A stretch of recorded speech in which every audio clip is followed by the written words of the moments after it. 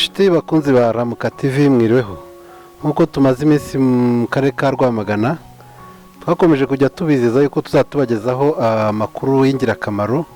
Nkuko mubizi akarere ka Rwamagana na akarere gaherereye mu ntara y'Iburasirazuba, ahantu benshi bakunze kwita mu Gisaka. Koko rero twagifite amatsiko cyane, amatsiko twagize, twakeneye kumenya ngo mu Gisaka n'iki gihari, aribwo twabuze tureka dusure ivuriro ryitwa Ramira Ubuzima.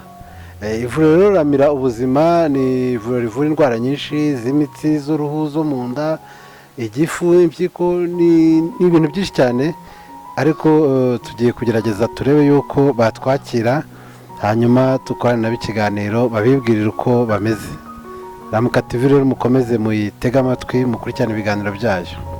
Inshuti bakunze ba Ramuka TV, nkuko twari tumaze kubibabwira, ubu twari tumaze kwinjira mu ivuriro Ramira Ubuzima, aho turi kumwe n'abatumirwa bacu ndetse ari n'abasangwa.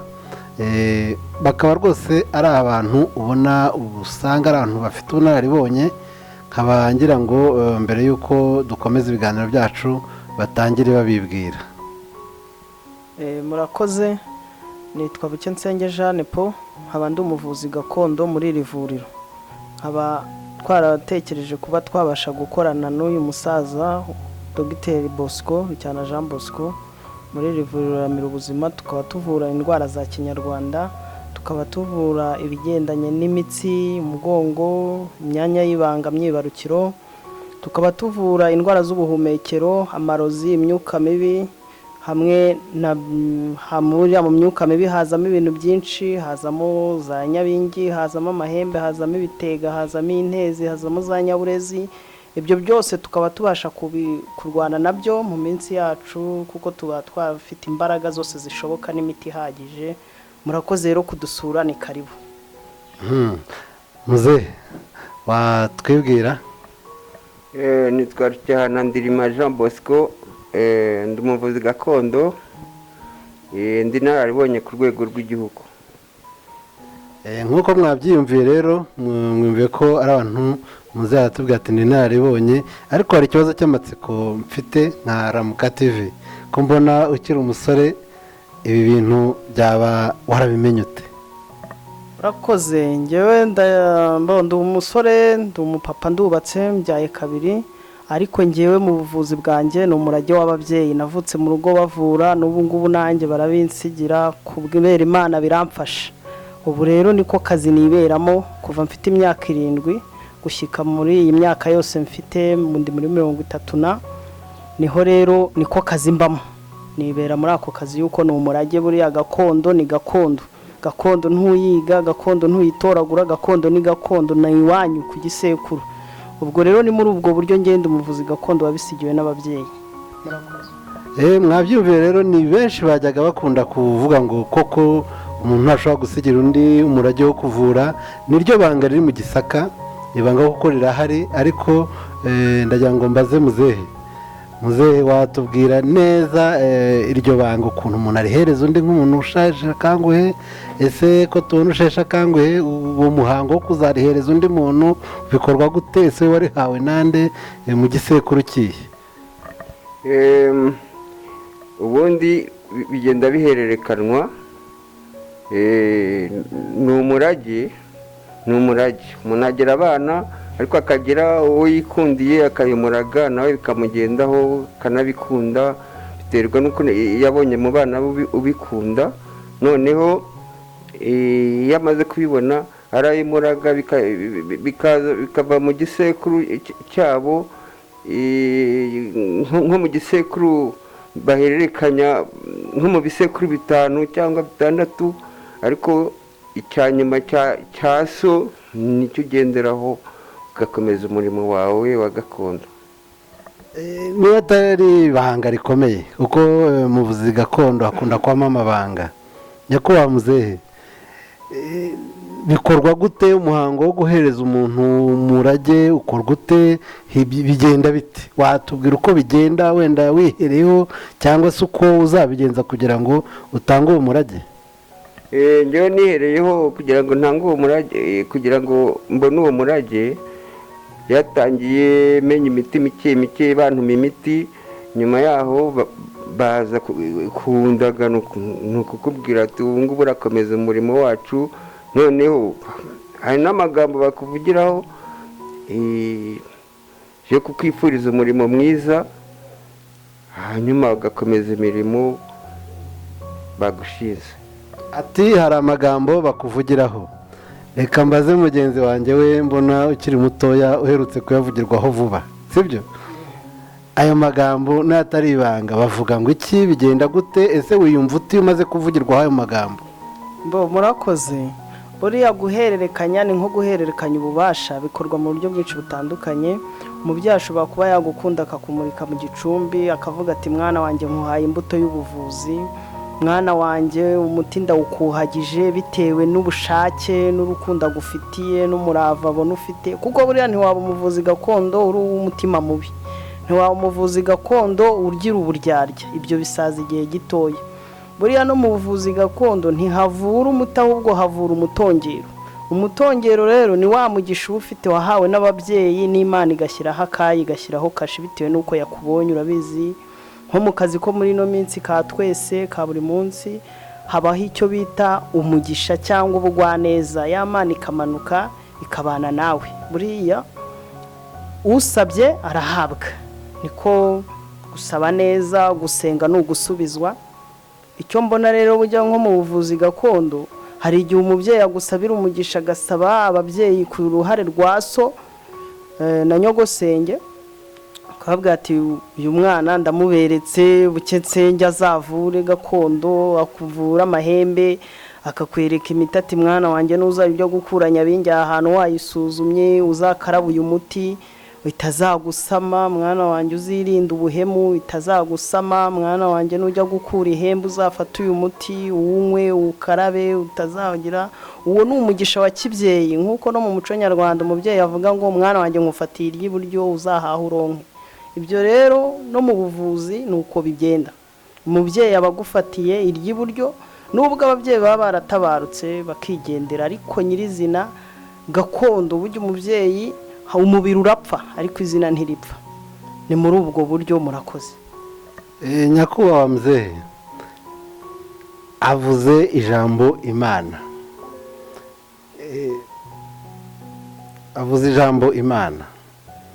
Ese ijambo Imana avuze ko uko twakuze ko twagiye tubwirwa bijyanye n'amatorero twakuriyemo bakunda kuvuga ko abantu b'abavuzi ba Kinyarwanda, niyo uvuze uti ngiye ku muvuzi wa Kinyarwanda usanga amatorero adufata nk'aho twagiye gukora ibibi. Nyakubahwa muzehe, Imana mwiba abavuzi gakondo muyifata gute ugereranyije n'Imana y'aya matorero? Imana abantu b'amatorero hari ukuntu babyigisha nabi, ariko hari n'abahanga babizi, kuko ntawakora ikintu cy'ubuvuzi kuvura indwara ikomeye ntabwo wayishobora utari kumwe n'Imana, kuko ububasha bwose bukomora ku Mana. Kandi urabona na Yezu Kristo ubwe nawe yazuraga abantu akanabavura, urabona yatoba agakondo akagasiga ku mazi, ako kondo buriya ni rya bumba tujya dukoresha. Kandi no muri Bibiliya haranditse ko mwene Sirake 38 handitseho kwivuza bijyana no gusenga, bagira inama abantu kugira ngo bajye bubaha abaganga babubahira icyo babakoreye, kandi Imana ko nabo basenga Imana kugira ngo bafashe kugabanya ububabare bw'abantu. Naho ngaho navuga naho ubundi hari abantu bavuga n'abapfumu, ariko Imana yaremye ibyatsi kugira ngo tubirye binatuvure. Ibyatsi byinshi rero biratuvura. Urabona mbere ku mwaduko w'abazungu batari baza, abirabura n'ubundi ndetse n'abazungu bwabo, medecine moderne yaza, n'abazungu bwabo bavuzaga ibyatsi. Kandi na n'ubu ngubu OMS yamaze kwemeza ko ibyatsi ari imiti myiza cyane, kuko ubu byamaze no gutera intera ku rwego rw'isi, kuko ubuvuzi bw'ibyatsi nta ngaruka bugira kuko aba ari naturere. Muzehe ati na OMS yemeye ibyo bintu, ariko ndagira ngo ngaruke kuri mugenzi wawe. Hari ikibazo nshaka kubaza. twakuze twese twajyaga tugerayo, ariko twari tuzi ko umuvuzi gakondo ari umuntu uba wambaye ibintu bibi, uba wambaye ibikoko, uba uri mu nzu y'ibyatsi. Ariko mwebwe hano ari nacyo kintu cyaduteye amatsiko nka Ramuka TV guhaguruka tukaza kubareba. Iyo winjiye hano rwose hameze nko muri farumasi isanzwe zino za kizungu. Twanarebye nta ruhu rw'igikoko runaka ruhari. Ese izo mbaraga ko twe tutabibabona na hano, cyangwa hari aho byaba biri wenda, ariko se aho ntabyo ndi kubona. Kandi mu makuru dufite rwose ni uko benshi bagana rino vuriro ryanyu bagenda babashima. Niyo mpamvu twabahisemo kugira ngo tunagaragarize abantu bakurikirana Ramuka TV yuko ubuvuzi gakondo butandukanye n'icyaha. Ariko ndashaka kubaza, ahandi ujya ugasanga umuntu yisize ibintu by'umweru, ingwa, biramuzi ibikoko, ubivugaho iki ko mbona mwe ntabyo mukoresha? Murakoze. Buriya hari icyo bita iterabwoba. Iterabwoba ni nka kwa kundi ushobora kwisiga ibintu runaka kugira ngo, kuko buriya uzarebe utizeye ubwiza arashaka ibibumuha. Ni ukuvuga ngo buriya imbaraga z'ubuvuzi, twebwe tuvuza ibimera, ibyatsi, ubutaka, ubwo n'amatungo. Ariko muri izo nyamaswa tuvuza hari iziba zihari nyirizina zizwi, ariko hari n'izitazwi. Ushanga umuntu yagiye mu nzu yiwe agashyiramo iterabwoba kugira ngo nuhagera wumve yuko ugize ubwoba, ugira ibiki. Ibyo rero buriya iyo wizeye imbaraga zawe isaha ku isaha uhora witeguye. Twebwe rero muri ibyo by'iterabwoba nta birimo. Kuba nakwambara imyenda icitse ngo umuntu abone yuko ngo nteye ubwoba, ndu umupfumu, ndu umuzimu, ibyo nta kintu bimaze. Ahubwo ikiruta byose buri ubuhamya buruta byose.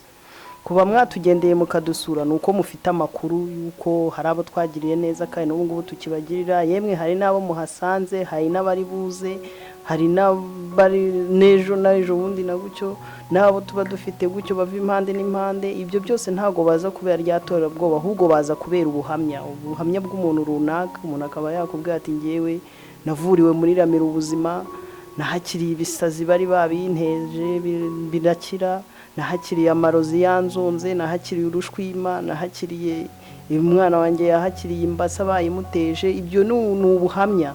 Hakaza wakubwira ati nakize igifu bitewe. Ntabwo rero nzajya kubirirwa mvuga ngo nisize ingwa ngo uze ngo ntinye. Oya, ibyo nta kintu bimaze. Ndavura, ntabwo ntera ubwoba. Muzehe, hari ikintu numvisha abantu bakuziho cyane, harimo n'abenshi bagutangira ubuhamya ku bintu bijyanye no kuvura ziriya ndwara zikunze no kuranira kwa muganga, indwara ya diyabete n'indwara y'umwijima. Abantu benshi bakuzi banaduhaye amakuru yawe, harimo n'abagiye bakira benshi. Ni irihe banga? Ese diyabete wayimenye gute? Wayimenye ryari? Ko kwa muganga batubwira ko idakira, kandi wowe benshi tumaze guhura nabo batubwira yuko ufite ukuntu bavura bagakira. Byatangiye gute? Uwo muti wamenye ute? Diyabete wayimenye ryari? Diyabete nayimenye mu mwaka w'ibihumbi 2002. Twasomaga ibitabo tukabona n'abantu barwaye, ariko tukajya no mu mahugurwa hakabaho abatanga ubuhamya ko bakize. Noneho nanjye ntangira gushakisha, mfata ibitabo ndasoma, mbona imiti myinshi inyuranye. Menya ko haba amoko abiri ya diyabete y'isukari nyinshi, diyabete y'isukari nkeya. Hanyuma ikibazo cy'umwijima nacyo cyane cyane birazwi neza ko mu buvuzi gakondo ariho bavura umwijima. N'ibisanzwe umwijima ukira vuba cyane, ibyo barabizi. Ariko noneho kubera ko iyo urwaye amibe ishobora kugutera umwijima, noneho icyo gihe baza kumenya ko urwaye amibe, kujya kwisuzumisha kwa muganga bafite microscope. Noneho namara kumenya ko ari amibe, kugira ngo mvure umwijima nkabanza kuvura iya amibe, nyuma ya amibe nkavura uwo mwijima. Yaba hepatite A cyangwa B cyangwa C, hari umuti umwe ushobora guha umuntu bigakira byose. Hanyuma diyabete rero nayo iyo wamaze kumenya niviriho, utanga imiti y'ikigufata bwo mu mezi 3 ushobora kuba wakize. kandi niyo witeze insuline imyaka myinshi bisaba disipurine kuko udafite disipurine ntabwo byagenda neza. muzehe ati hari indwara zisaba disipurine, ariko twinjira twabonye amashimwe. aya mashimwe mwayahawe nande? ese niba atari ibanga ndashaka kubabaza mu mabanga kuko nicyo cyatujyanye, nacyo kintu nyamukuru. nko muri Ramuka TV tuba dushaka kumenya na Kari Murori, hari ikintu mwakomeje kuvuga ngo ijambo igicumbi, ijambo nyabingi, ijambo amahembe. ijambo nyabingi mu magambo make ni iki? ese nyabingi najya kurega umuntu ngo yantije nyabingi bigakunda? nyabingi bimera bite? urakoze. ubundi nyabingi ni mu bwoko bw'umuntu. nyabingi yari umugore, yari mushiki wa Ruganzu. bane niyo mpamvu ahantu hose ugeze nyabingi y'ingori bikaze, kuko ushobora kuyikura mu muntu ikakwica cyangwa ikakwicira uwawe. ni ukuvuga ngo rero nyabingi bujya ni umuntu nyirizina, ariko ni umuntu ugenda mu buryo bw'imyuka. buriya nko muri biriya bice byo mu majyaruguru hari aho bayiterekerera bakanayibyinira, kuko ni umuntu, kuko nyabingi ubundi bisobanura byinshi. rero ntabwo watunga bujya nyabingi uri umukene, kereka barayikuhaye. nk'uko urabona twese ubutunzi turabugira, ariko hari ugutunga ukavuka nko mu bana 5 ukatunga uri umwe, cyangwa uwo mugatungamo muri 2 undi agakena. ni nk'ibyo rero buriya na nyabingi nayo hari ugukira kundi, hari ukwifata. murakoze rwose, ni muri ubwo buryo. ati nyabingi ni umugore. muze nyabingi n'ibitega, hari igihe twajya tubona kera tukiri abana akantu kaje kikaraga bakavuga ati icyo ni igitega. ese kari akantu kagenda kakavumbi kikaraga kuko ni ibitega? nyabingi n'ibitega bitandukaniye? kuri icyo kibazo rero ngewe ntabwo mbihugukiyemo cyane. Buke Nsenge niwe wasubiza icyo kibazo. muzehe ati Buke Nsenge ati niwe ubifi. ibitega byo ni iki bitandukaniye na nyabingi? buriya ibitega buri kimwe cyose kigiye kijya aho cyaturutse. ni ukuvuga ngo nyabingi y'ubwayo ifite aho yaturutse, ihembe rifite aho ryaturutse, ibitega rifite aho ryaturutse. ni ukuvuga ngo ariko nyabingi yo ni mu buryo bw'umuntu. ni nayo mpamvu iyo igufashe usanga yaguhiye, yagukubitaguye ikakwangiza. ni nayo mpamvu umuntu urwaye nyabingi uramureba ugasanga yahindutse ukundi, yuko hari uwihinamisha, hari uwo yangiza mu bundi buryo, hari uwiteza kutabyara, hari uwirira umwana mu nda ikamucagagura. mbega yo iza ari mu buryo. hari n'ujya kuyikura ikamusaba inka bitewe n'ubushobozi afite, ikavuga ati ngewe waranzanye mbagira. icyo gihe rero wayibagira, kandi n'iyo umuhaye bikeya ntabyakira, yuko nyabingi ni nyabyinshi. ubwo rero ibitega byo biriya ni imyuka mibi, ni mu bwoko bw'imyuka mibi. nubwo byose ari mu myuka mibi, ariko nyabingi, ibitega n'ihembe ni ibintu bitandukanye. ubwo rero no kubivura byose biratandukanye. ubu se ntaguciye mu ijambo, ibitega njye nshaka ibitega buno nabibona? bishaka ukajya kubicisha wabicisha. babicisha he? ntabwo wa foromasiyo ukagenda hirya, iryo ryaba ari ibanga ry'ukuntu runaka. ibyo ku itangazamakuru byo ni ikintu utapfa gusobanura. ariko ubu ngubu n'ubanga ibitega we wabibona? oyange ibyo ntabwo nabijyamo. uba ati ngewe ibitega ntabwo nabijyamo, ariko ngo arabyirukana rwose. kuko erega ibi tuba tubabwira ni ibintu tugira ngo tunakomeze umuco. niyo mpamvu tukiri mu kiganiro bimeze bite.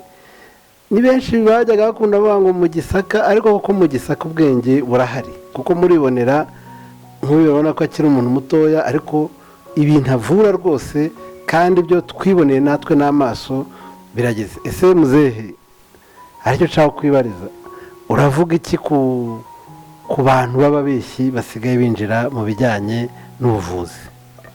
ku bantu binjira mu rwego rw'ubuvuzi atari abavuzi, n'abatubuzi, ibyo na minisiteri y'ubuzima irabizi kandi iranabyamagana. nta n'umuyobozi n'umwe hano muri iki gihugu utabizi, kuva kuri minisitiri kugera mu mudugudu, kuko n'inzandiko zibyamagana zaraje hose barazifite, ariko biracyagoye, inzira ni ndende kugira ngo babakuremo kuko barivanga cyane,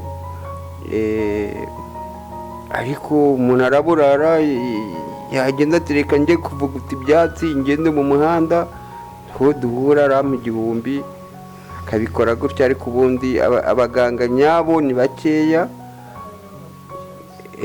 kandi ahubwo abo ngabo nibo bica amasoko y'abazima, akenshi nabo bakunda kwamamaza ibyabo cyane bikabije, kuko abahanga nyabo ntabwo bagomba kwamamaza, kandi no kwamamaza ntabwo leta ibyemera, na minisiteri y'ubuzima yarabyamaganye nabyo.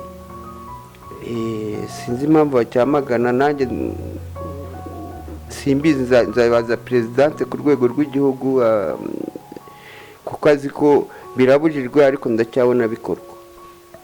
hari ijambo muvuze ukavuga yuko uzite perezidante, ese mu mikorere yanyu, sinzi undi ukibaze, mukora mu matsinda, mufite ibyangombwa mukoreraho, bigenda gute?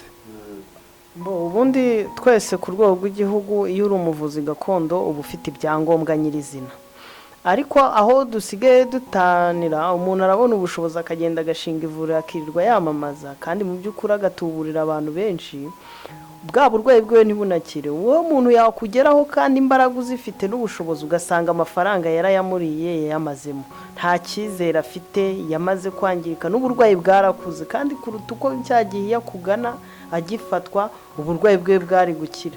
ariko ibyangombwa byo tuba tubifite, duhabwa n'urugaga rw'abavuzi gakondo ku rwego rw'igihugu, Rwanda Network, twese tuba tururimo, ariko twese twarubamo, ugasanga umuntu ari hirya aririrwa yamamaza ibidashoboka, ibyo adakora, ibyo adashoboye.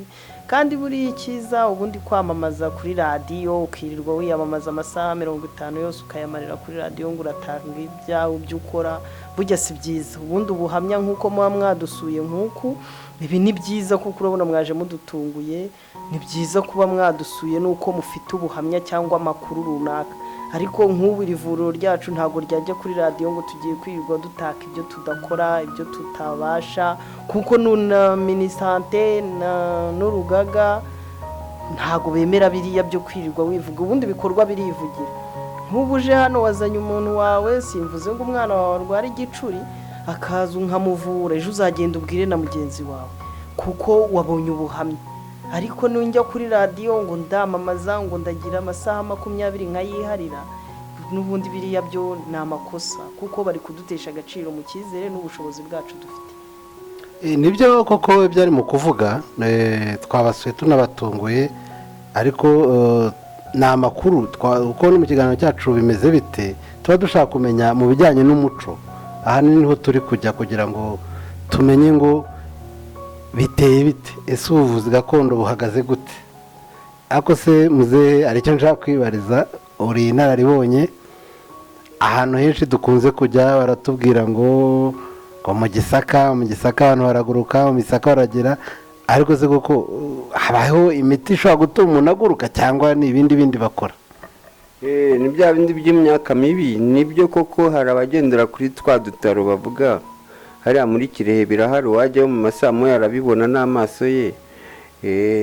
kandi n'uriya Mahoro bigeze kumuvuga ku mateleviziyo, nawe ntiyabihakanye, ariko nabyo ni bya bindi bakoresha imyuka mibi, ubwo nabyo ni ubuhanga bwabo, ariko kuri ibyo ntacyo mbiziho cyane,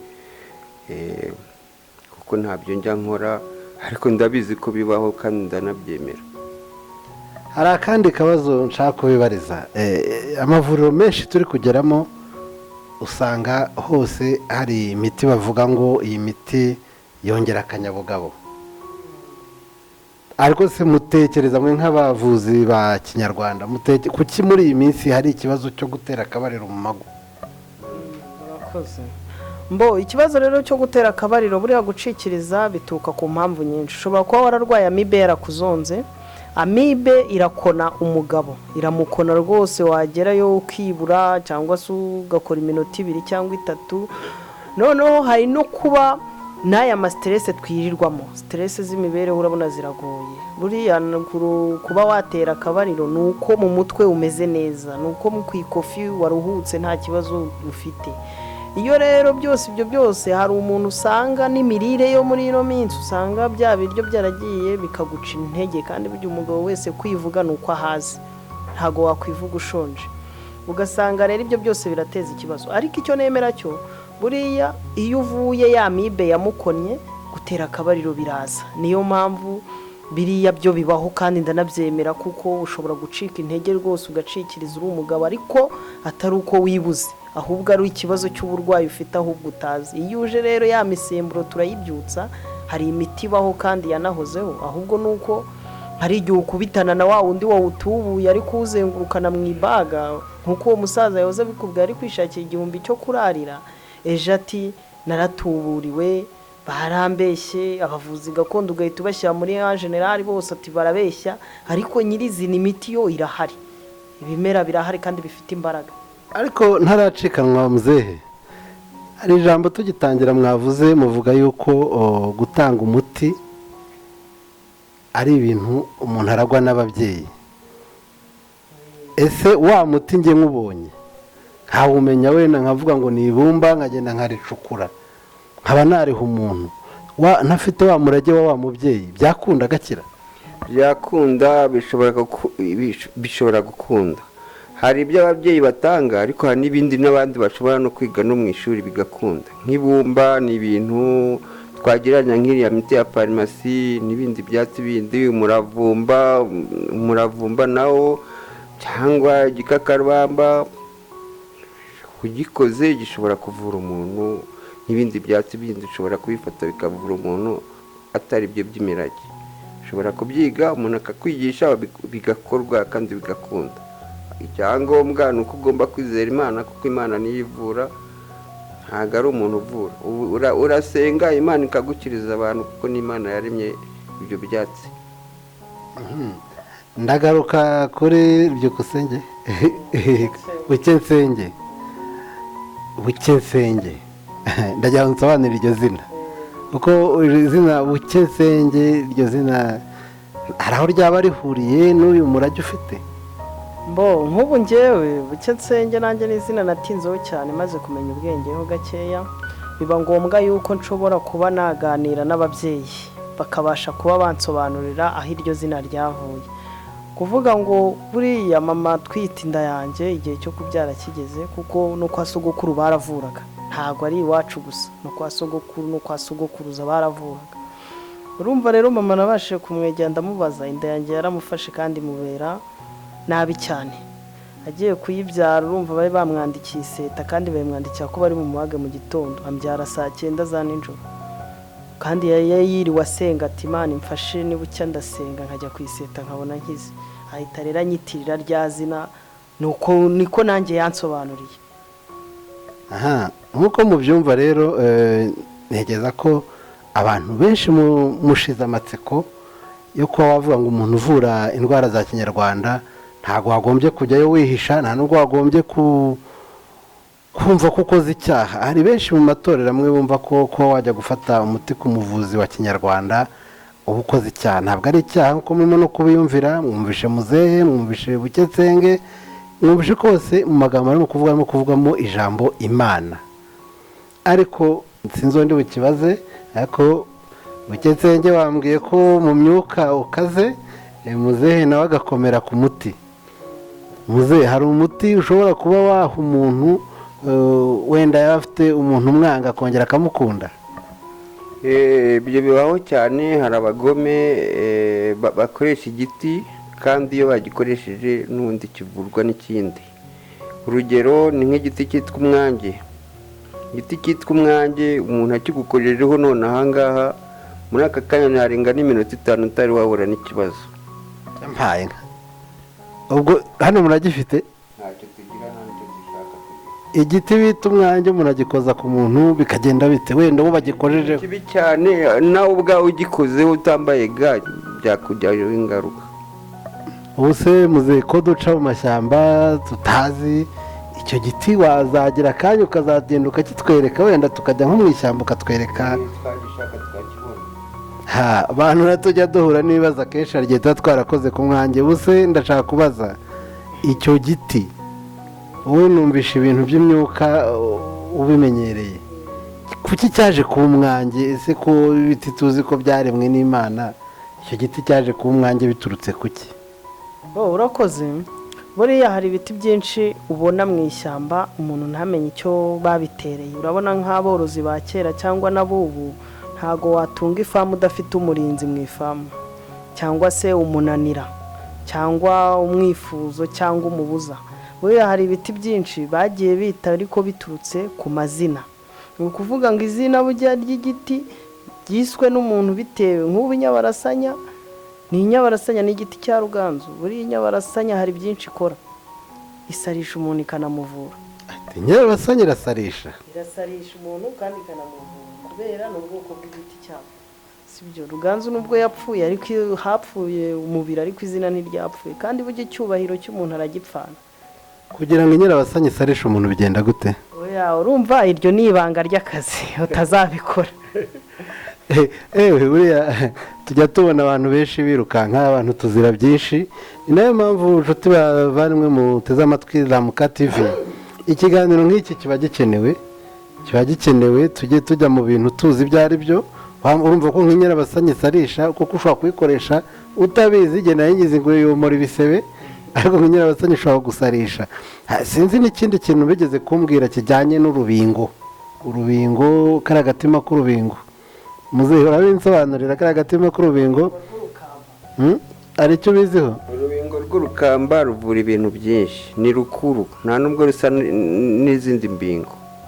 urubingo rw'urukamba ruvura ibintu byinshi, ruvura ibintu bijyanye n'imyuka mibi, rivura amahano, ibintu byinshi cyane rurakora. ndetse ushobora no kurukoresha rukavura impyiko zananiranye uvanze n'indi miti. hari ibyo bigeze kumbwira ko nari mu modoka muri taxi, dusanga imodoka yaguye ahantu hatambitse. niho nakuye icyo kintu cy'urubingo, bambwira ko ngo urubingo kari agatima karwo, ngo ngiyo gacingutsemo umuntu atwaye imodoka ngo yizunguze ikaba yakora impanuka. ibyo nibyo cyangwa ni ukubeshya? ubundi urabona hari icyo bita guhemuka. ni ukuvuga ngo buriya iyo bigenze neza ubundi mu buzima busanzwe wirinda guhemuka, yuko ushobora guhemukira umuntu utazi uwo ari. urabona nkanjye nigendera ntiwamenya ko ndi umuvuzi gakondo, ariko nshobora guhura nawe ukampemukira nigendera nkituriza, ariko nyuma y'igihe runaka akanyafu kakazaho. nk'uko n'ivubi burya iyo uricokoje rirakuruma, warangiza rero ukatuza ati si uyu muntu nahemukiye nde, nasarishije nde. ntuzabona abantu biruka mu muhanda, hari ababa bazira ubuhemu, hari ababa bazira iby'imiryango, hari ababa bazira ubugome bw'abantu. ibyo byose ni ibintu bibaho, ariko nyirizina burya kirazira guhemukira umuntu utazi uwo ari we. ati mujye mwitonda guhemuka. aka kana abanyagisaka tukagendera ahantu henshi, ariko ndashaka kubaza niba atari amatsiko cyangwa ari ibanga, kuko ibintu byinshi naje gusanga birimo amabanga. ni nk'iki wakorera umuntu aguhemukiye ufitiye ubushobozi? nkanjye ubu ngubu utunyafu dushobora kuzaho dukeya, yego tudakabije, ariko tukazaho uko byagenda kose. nubwo aba wenda ari akabanga gatoya, gusa sinavuga ngo wenda ngo ndakwica, kuko amaraso y'umuntu ntiyambarwa mu biganza, ndavura sindi umurozi. ariko akanyafu hari uwakwitendekaho nawe ukamwitendekaho, ukamwereka ko akanyafu ko ari ingenzi nk'umuvuzi gakondo, kuko bujya kwihanira na leta irabihanira, ariko akanyafu kabamo. kuko nk'umuntu ashobora kuza akagukubita urushyi kandi ubona nta kindi wamukoraho, bitewe n'agasuzuguro n'umujinya, kuko buriya arangaje ubye visage ni ikintu kigaragaza icyo ushatse gukora cyangwa icyo uvuze. ushobora kumpemukira nkabona yuko nta kibazo nawe atari wowe, ari imyuka mibi biguteje, kuko ibaho. hari nk'igihe by'iwanyu bishobora kukohera bikaba byaraguteje kurwana, gusinda ugakubita uwo ubonye, gutukana, ubusambanyi. hano hanze hari umuntu ugira ubusambanyi bwa karande, hariyo mpamvu na hariya ku cyapa wabonye tuvura amakarande n'ibiki. hari karande zikira bitewe, hari n'ibiza ari uko, hari n'uza none hari urugomo. urumva rero wa muntu uje ari urugomo nese ubwo nawe kubizi yuko ugusuriye ntumusurire akwita ikiburanwa kandi twese turi abavuzi gakondo kandi icyo duhamya ni uko gakondo ni gakondo ni umuco. Ibyo rero ako gahano wenda gashobora kuza ariko atari kanini. Urakoze.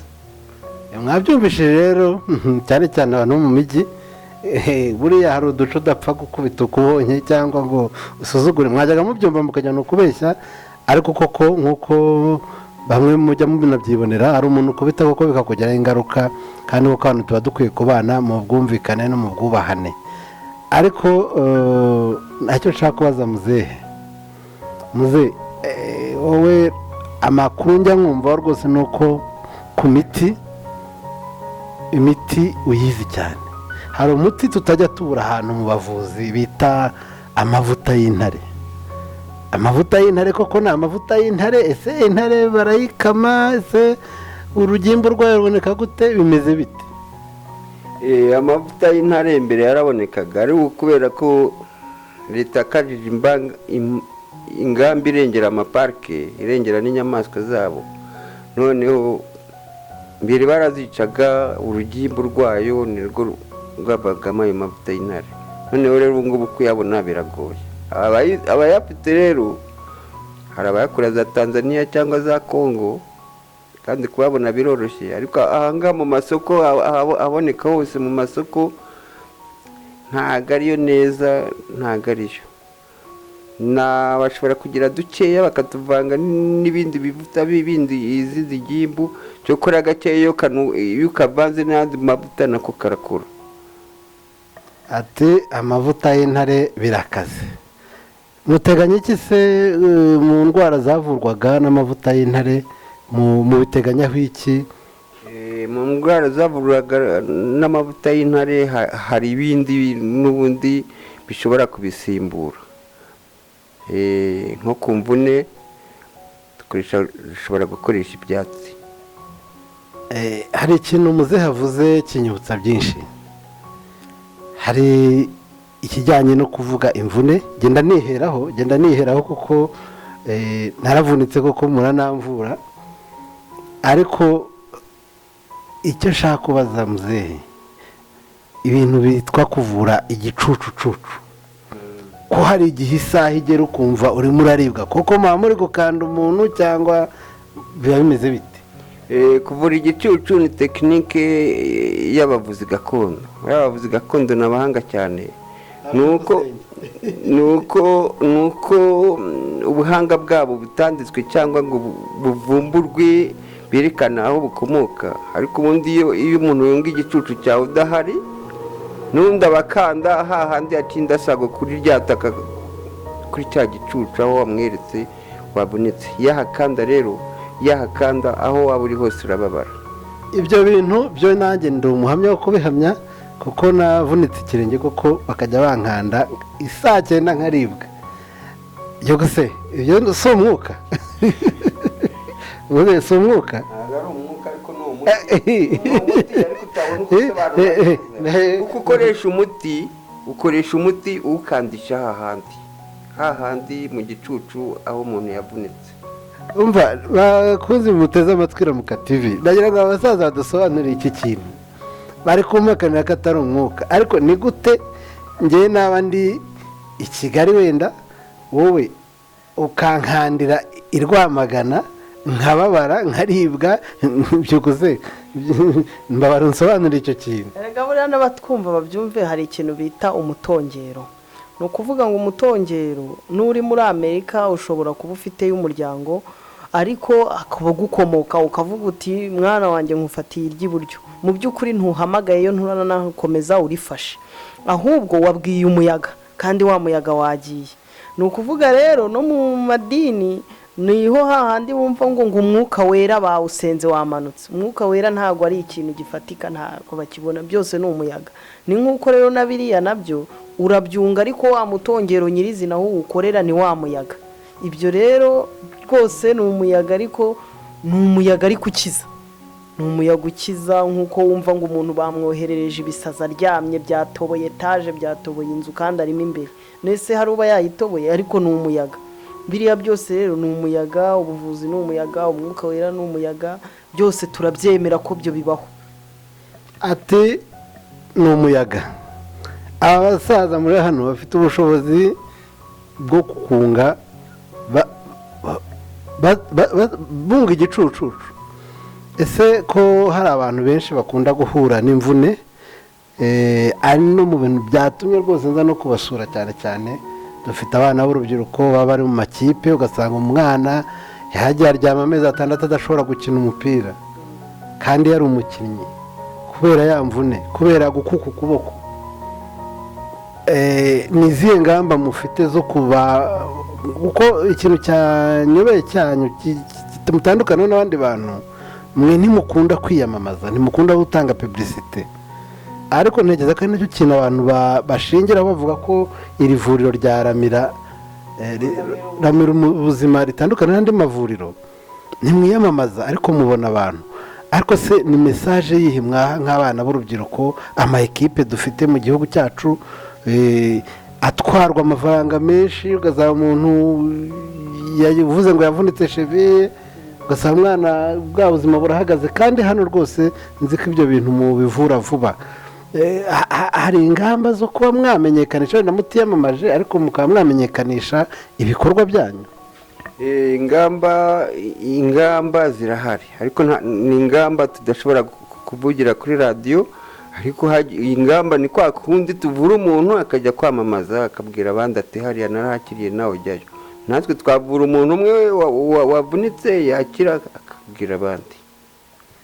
hari undi muti nshaka kubabaza, umuti bita ngo ni mazi ya teke. mazi ya teke ikora ite? mazi ya teke buriya ni umuti mwiza cyane ku badamu, ubasha kubongerera ububobere, kuko buriya kubura ububobere, kubura ubushake, amavangingo bituruka ku bintu byinshi. ashobora kuba ari ifumbi. mazi ya teke rero iyo agezeho rwose akayanywa neza biroroha, imiyoboro iragenda neza. yakubitana n'umugabo nawe winywereye umuti wongera akabariro, nyine urumva ibintu byose bigenda neza, yuko bose baba basangiye ikiganiro, ibintu byose bikagenda neza. amazi ya teke buriya ni umuti mwiza cyane, nta nubwo nawubura mu ivuriro. inshuti rero bakunzi ba Ramuka TV, muri kwiyumvira bafite imiti myinshi cyane, ndabona ibumba, ariko ndagira ngo nze kwa muzehe ngaruke kuri uriya muti. ntumvisha abagabo bari kurahirira muri Rwamagana n'ahandi, njya nkunda no kubona mu tundi duce. uriya muti wongera imbaraga ku bagabo, hari igihe tuwugura ugasanga umuntu awuguze n'abari bagenda mu muhanda ntukore, ariko abawuguze hano gakora. wambwira impamvu? impamvu ni uko abagenda mu muhanda akenshi izuba ryanawangije, niyo mpamvu batabemera, babarwanya. si byiza kugendana umuti mu muhanda kuko urangirika, kandi nanone bishobora guterwa n'ukuntu wakozwe. ugomba gukoranwa ibintu biwugenewe kugira ngo ukore neza, bigomba gukoranwa ubwitonzi, kuko uriya muti mbere na mbere ukora no ku bwonko. ubwonko nibwo bukora imibonano mpuzabitsina burya ubwonko, ariko ibyo ngibyo byose igitangaza n'umubiri wose ukoreshwa n'ubwonko. hanyuma hari ikindi mwabajije gitera kudatera akabariro neza. hari ikindi batasobanuye, nk'umuntu wikinishije. umuntu wikinishije rwose nabyo bishobora kwangiza ubwonko, gutera akabariro bikamunanira, ukagira ejaculation precoce. ariko se muzehe, buriya nibyo ko abantu bakunda kwikinisha, ariko akenshi babiterwa n'icyangiro. ubwo turajya mu mwuka cyangwa turajya byangoye cyane iki kiganiro. muzehe ntari kwemera umwuka, ariko ngewe umwuka nzi ko muzehe ashobora kuba afite icyo awuziho. reka tujye kwa byuka insenge. hari umuntu ushobora kwikinisha kubera avugisha umukobwa akamwanga cyangwa agira. hari n'abantu tujya twumva ngo umugore wanjye bamuhaye umuti baramutwara. ese ibyo birashoboka? mbo birashoboka cyane, ariko kwikinisha buriya ntabwo aba ari ikintu cyoroshye. Buriya kwikinisha ubundi biza mu bwoko bw'abadayimoni. Nta wikinisha ari muzima, kuko kiyane n'icyaha Imana yanga urunuka, kuko bujya buri rugingo Imana yarugeneye urwago.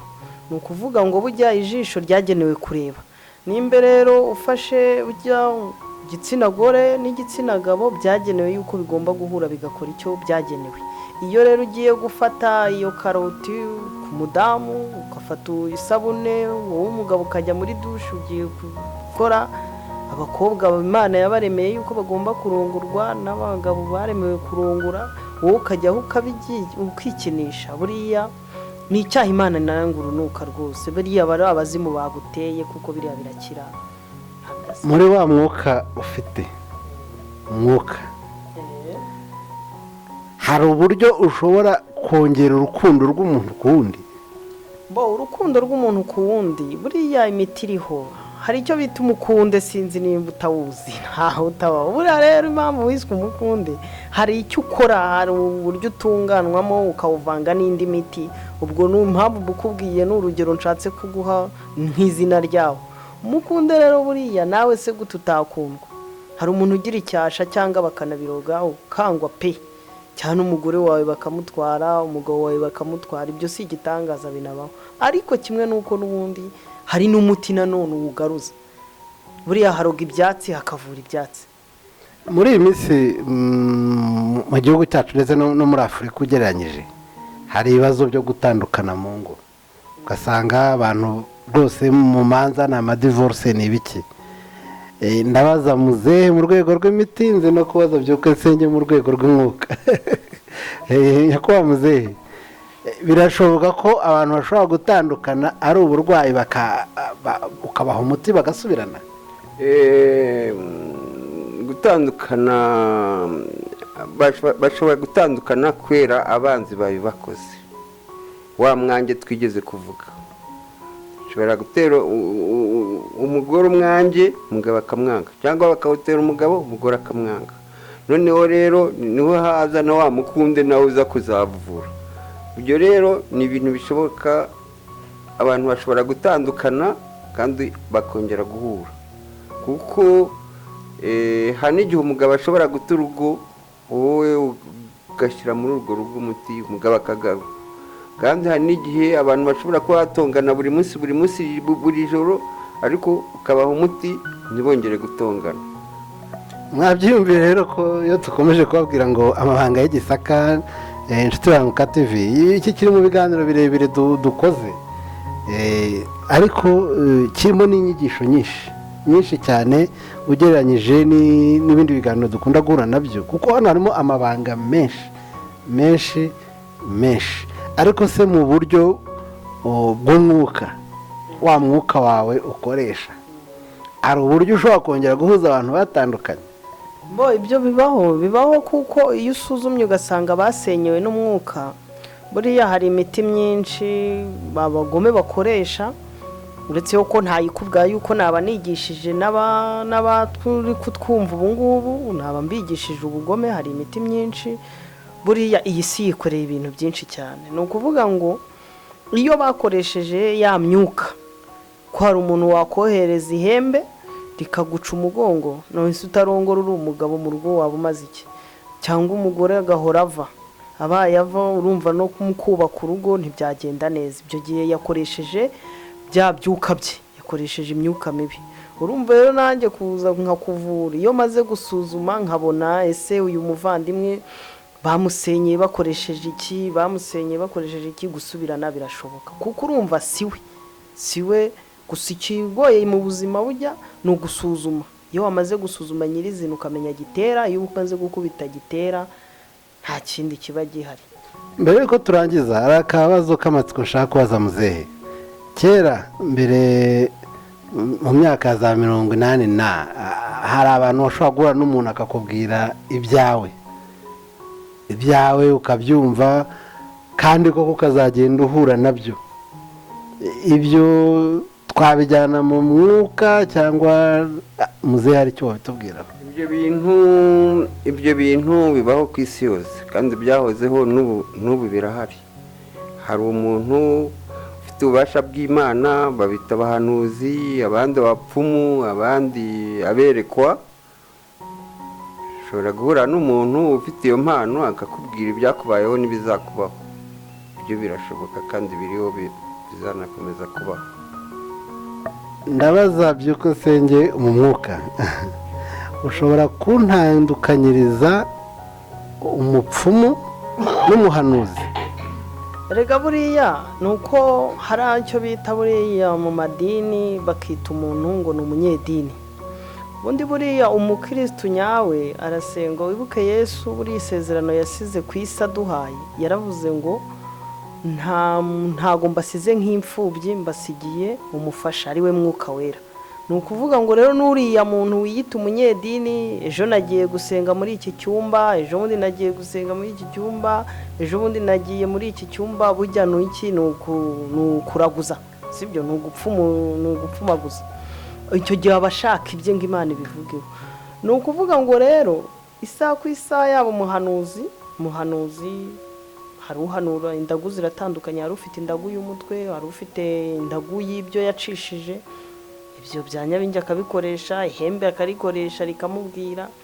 Ariko hari n'ugira indagu y'Imana yariyo y'ababyeyi gakondo nyirizina.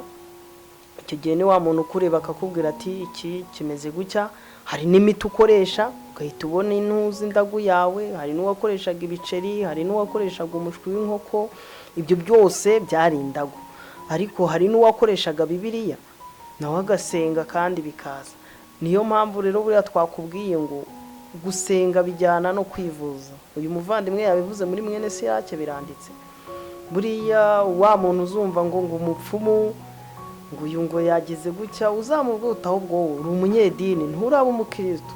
Kuko niba usenga ukavuga ngo uri umukirisitu, ngo ntunyweye umuti, ukarwara imyaka 5, 6 ngo ntunywe umuti Imana ngo iragukiza, bujya gusenga no gusubizwa, gusaba no guhabwa. Iyo Mana si ubusenga itagusubiza, nuko ibyawe byayinaniye. mbere yuko dusoza ari icyo nifuza ko mwabwira abateze amatwi. Muzehe niwe meraho nk'umuntu wo mu miti, ni iki wasaba ubuyobozi, ni iki wasaba abaterankunga ku bijyanye n'icika ry'imiti? Ese muteganya kuba mwayihinga? Hari uburyo bwo kuba mwakome iyo miti, kuyirenga, kuyibungabunga? Mubifiteho izihe ingamba? Twebwe n'ibyifuzo, ariko ingamba rema irazifite. Ubundi bari bavuze ko buri karere kazatanga hegitari imwe, nibura hegitari imwe yo guteramo imiti ishobora kuzabura, ariko mbona bitagenda neza. Icyifuzo rero ni uko twabona iyo hegitari tukabungabunga iyo miti igiye kuzashira kandi iri hafi cyane gushira,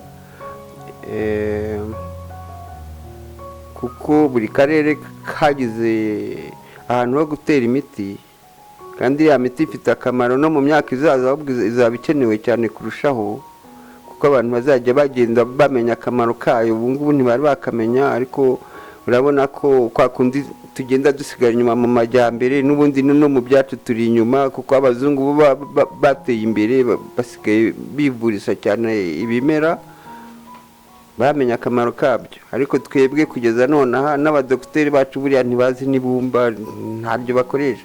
Ariko naganiye n'umudokiteri wa hariya mu Budage, ambwira ko ibumba ari umuti ukomeye cyane wabo. Ati nk'iyo twasuzumye umuntu indwara tukabura uburwayi, tuba tumuhaye ibumba iminsi 10, nyuma yaho tukamugarukaho tukabona hari icyo bimumariye.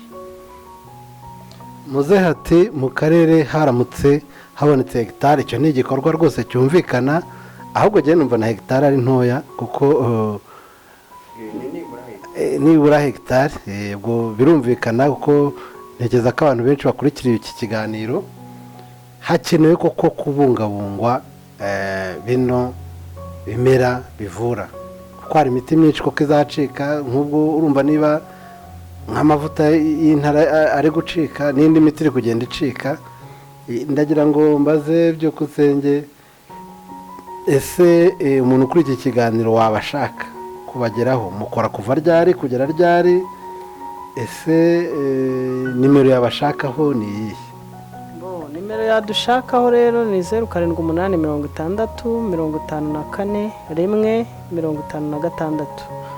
ubwo dukora guhera ku wa mbere gushyika ku cyumweru, ariko ntabwo tujya dukora ijoro, dukora guhera saa 2 za mu gitondo tugashyika saa 12 n'igice za nimugoroba, kereka iyo waduhaye randevu cyangwa akaba ari umuntu baroze mu buryo ushobora kuba wamufasha mu buryo bwihuse, ariko ubundi gushyika saa 12 n'igice akazi kaba gasojwe, umuntu akajya kuruhuka kuko aba yakira abantu benshi, ubwonko bwarushye.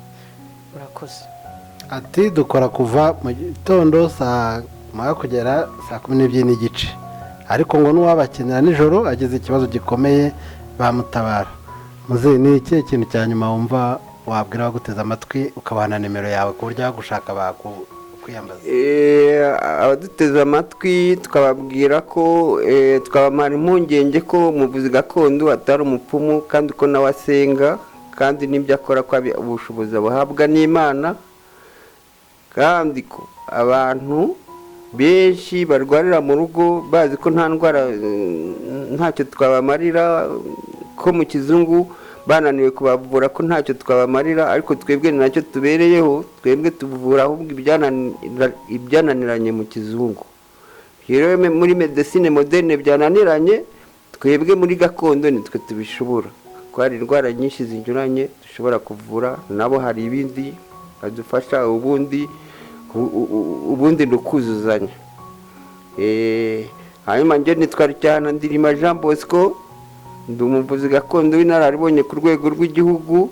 Nimero zanjye za telefone ni 0786043315.